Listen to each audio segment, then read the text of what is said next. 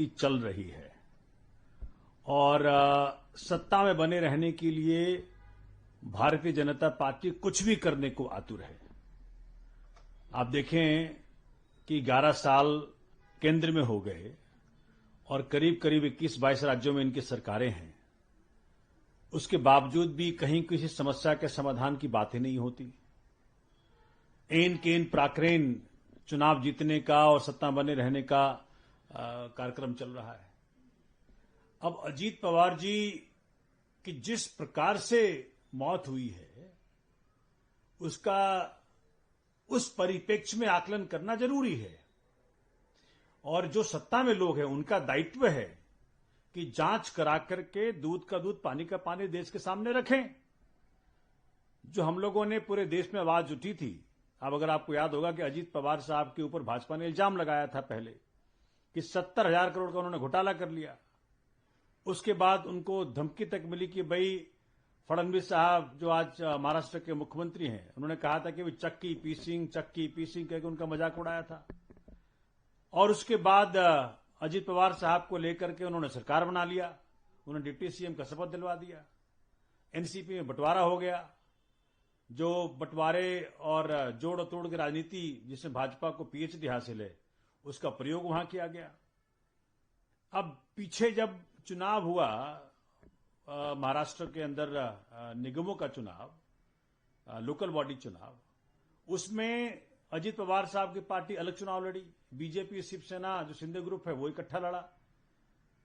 तो उसके दौरान अजीत पवार साहब ने मजाक किया था और बड़ा कटाक्ष किया था, मैं कहूंगा कि देखो जिन लोगों ने मुझ पर इल्जाम लगाया था 70,000 करोड़ के करप्शन का, उनके सरकार में मैं आज डिप्टी सीएम हूं।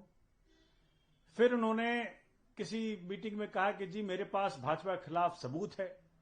कुछ चाहे घोटाला के सबूत की बात कर रहे थे कि वो 330 करोड़ का बना करके लेके आई थी सरकार उनके सामने। उन्होंने कहा कि भाई ये 220 करोड़ का था, ये 100 करोड़ किसके लिए, 10 करोड़ किसके लिए एक्स्ट्रा, और उन्होंने वापस कर दिया था। तो कुछ उनके पास सबूत ऐसे थे जो कि भाजपा को अनकंफर्टेबल कर रहे थे।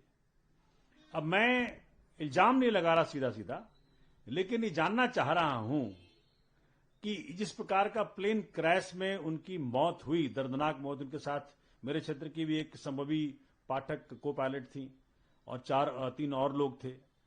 तो जिस प्रकार से ये मौतें हुई, संदेह पैदा होता है कि कुछ ना कुछ तो इसके पीछे है। अगर आपको याद होगा कि एयर इंडिया क्रैश हुआ अहमदाबाद में 12 जून 2025 को, इसमें 240 लोगों के अलावा विजय रूपानी साहब जो भाजपा के ही पूर्व मुख्यमंत्री थे, उनकी भी मौत हुई। आज तक 8 महीने हो गए, उस एयर क्रैश का जांच का कोई रिपोर्ट नहीं जनता के सामने लाई गई है। तो इस परिप्रेक्ष्य में सवाल जरूर पैदा होता है कि भाई किस कारण से, चूंकि 66 वर्ष की उम्र में अजीत पवार जी का मौत जो हुआ है और इतने सारे सवालों को पैदा कर रहा है इनकी मौत, तो उसका जवाब देना लाजमी बनता है। और आज ये बात खुलकर सामने आ भी गई है कि जी अजीत पवार गुट और शरद पवार गुट जो एनसीपी बट गया था, वो आपस में मिलने वाले थे। अजीत जी की ऐसी तैयारी चल रही थी और उसके बाद वो भाजपा को हेड ऑन लेते। तो ऐसे परिप्रेक्ष्य में सवाल तो बनता है और सरकार का दायित्व है कि उसका जवाब दे।